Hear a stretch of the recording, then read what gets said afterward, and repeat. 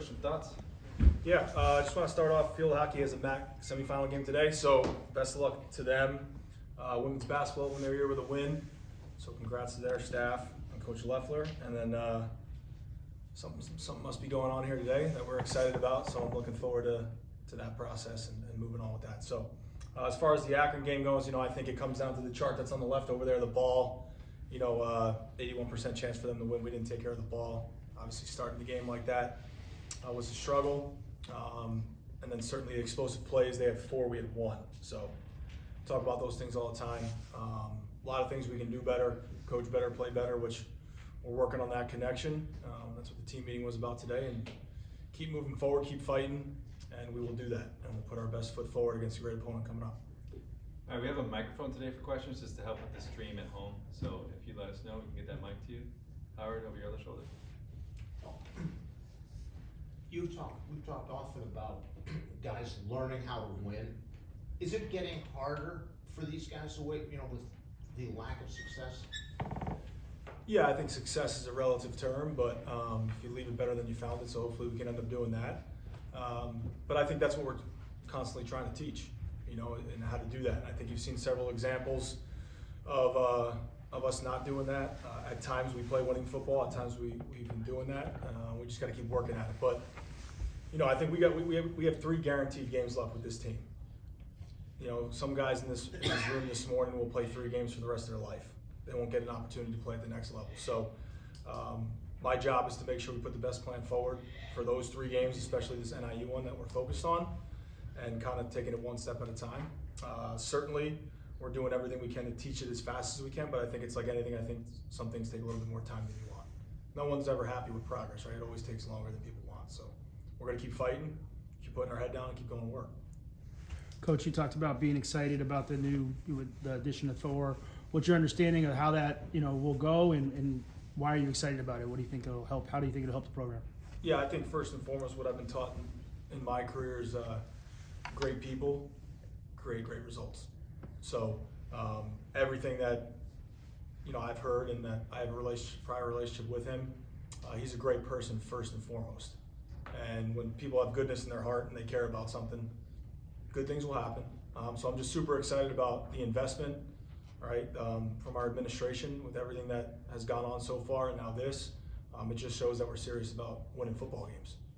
And that goes a long way. I think he met with the players today, which was great, and continuing to show them from Ryan and his perspective on how we're keeping investing in what we're trying to do. So just super excited. I can't wait. It was kind of like a breath of life for me into my day. Not a lot to be really happy about in terms of a result standpoint up to this point. So this just gives me some hope. And I think sometimes it's what you need. So I'm just super excited about extending our relationship and taking it to the next step. And I know he bleeds what I bleed. He put the same helmet, same jersey on that these young men have. And I think that's important. I think I've talked about that in recruiting, right? Building a connection to this place, not a vacation land. And I know he's got a connection to this place, it's his hometown, and I'm just super excited to work with him. Coach, obviously still a lot of injuries on the injury report last week. Any updates for next week against Northern Illinois? Yeah, so take you through that. I think, just so I don't miss anybody, I think Timmy Heinzpeter unfortunately is going to be done. He's done everything he can do to get back, but I think we all know Timmy.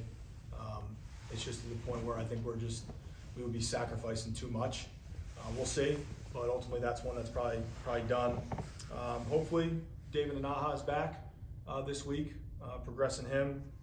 Certainly Luke Payton was a massive one that we lost last week.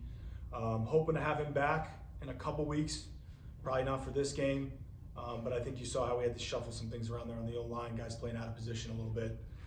So that one was hurtful, so he wouldn't likely go. Day and Matt, who've been getting some more valuable reps, I'm hoping to get back. Again, we got an 8-day window here, so they're going to have off tomorrow in terms of treatments and stuff like that, so hopefully we get that going. Ryan Barnes will still be out. He's still out. And then all the questionable guys, they played a little bit more. Rocco, Jaquan, Chambray. Kyle was limited. Again, he's battling that lower body thing, so we have to bring him back. Shimel played, which was good, and Darion played. So unfortunately, the biggest one there, obviously, Timmy, just from a leadership standpoint and what he's provided. I mean, he was like a leading tackler in the MAC. He's getting everyone lined up. He's checking everything. I feel for him. So I met with him yesterday, and he'll still be there to do as much as he can. But hopefully, also with that, a lot of these young guys that are getting reps, this will be, week 3 or 4 of their progress too. So they got to step up as well. Do you see yourself continuing to experiment with Grant and AJ in the quarterback room down the stretch? Yeah, I think we're just trying to create a spark any way that we can. Certainly, I believe Grant did that right early in the game.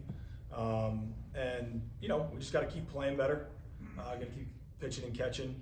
We're not throwing the ball well, just in terms of the results. A lot goes into that, protection and routes and progressions and stuff. I was happy with AJ. He checked the ball down a couple times, put us in some situations, had a big 4th and 4 conversion there. And again, we had our opportunities, in terms of the explosive plays. I mean, first play of the game, I've never run a flea flicker and fell down. It is what it is, right? You can't make a bad play worse, so we just got to eat that. But both receivers, if you watch it on a coach's copy, they might still be running. So just got to keep cleaning it up. So we'll have a plan this week. I think it's just how can we best move the ball consistently, and a lot will go into that. One of the key tenets you've preached since you got here has been ownership. With some of the self-inflicted mistakes like Brennan's last week, Darion's a few weeks ago, how do you feel the guys have responded in the ownership department? Yeah, I think it's a constant battle to keep teaching that part. I think that's the one thing that here has probably been the hardest part about the BOS to teach, is that part. But Brennan came in yesterday. We had a great 15-minute meeting, talked about it, why I reacted the way I did. And at the end of the day, to get an individual to play the game the right way, you have to live the right way. All right, I think that's getting a little, I don't think a lot of people understand that, You should never be a better football player than you are a person. It hasn't worked in my career like that, whether you're a coach or a player. So he's gonna learn, he's gonna grow. He's got talent, but ultimately understanding being down 24 and taunting, that's the issue, right? So we got to clean that up and keep teaching it. Joe, what do you see on tape of your opponent? Yeah, so tremendous respect for Coach Harasymiak. I mean, he's won a MAC title, has built a program, so was able to catch up with him in media day a little bit. So I'm excited about, getting with him before the game. And, I listen to a lot of the stuff he talks about, and it's powerful stuff. So I respect that. And then, defensively, they play at a very high level. They are downhill, they're physical. Their Mike's a very good player. I think it's Erweiler, if I'm pronouncing that right. I think he leads the league in tackles versus the run, which we need to establish to run to have any opportunity to loosen things up. And then offensively, their backs are difficult to tackle. And we've had issues tackling bigger backs. So their yards after carry is pretty impressive. And we'll have to stop that to have a chance to compete. So impressive. I know they're probably not where they want to be, kind of like we are. I haven't watched every game, but they might feel like they let some slip away there. So certainly, but Coach Ham and coach teams are going to come in and ready to play violent and physical, and we got to be ready to match that. Apologies if you answered this last week, but the mental adjustment from going from Saturday games to midweek games, has that been easy on the guys, difficult? Yeah, I think it's just a little weird at first, just because you got to reset it. So I said, kind of using bowl game experience to reset your week and start with the game week. So, like today is really Sunday. Tomorrow's Monday for them. The benefit for us in our injury situation right now, we get to use Saturday and Sunday afterwards. They don't have to run the class. And credit to our academic team. I want to make sure I mention this. Our academic team and our administration, by allowing us to go in the morning, frees them up on game day, from rules that you have to go to class. So if we were still an afternoon operation, that would be a little bit of a distraction there with the time limit there. So credit them for allowing us to do that. So I think we have everything set up to compete at the highest level and in terms of game week. But I think they're adjusting. It's probably a little weird for them just not having to go to class after practice. But ultimately, I think that's helping us out with the injuries. One last football question. Obviously, with today's hire, what kind of immediate effects do you think that will have on the program? Yeah, I don't think, I don't know if immediate, besides me feeling really good about it. We'll find out. But I think just what it shows you, again, is the investment, right? We have the stability in the league, and now we're continuing to show investment. And sometimes, it's like the stock market, you invest in something, it might not go up right away. But if you believe in the product, if you believe in the people, and you make a right decision, and I know we did, it's gonna work out. So I'm just super excited about that and the growth and the conversation. Coach Reed was someone for me that was always there to talk to, and now I believe that's gonna be Thorr. Someone that I can just go to from a friendship standpoint, coworker standpoint, and he's part of this team now, right? And he's gonna play a vital role for us. And if you know anything about him, his relationship with his players, no matter the sport, is what people talk about.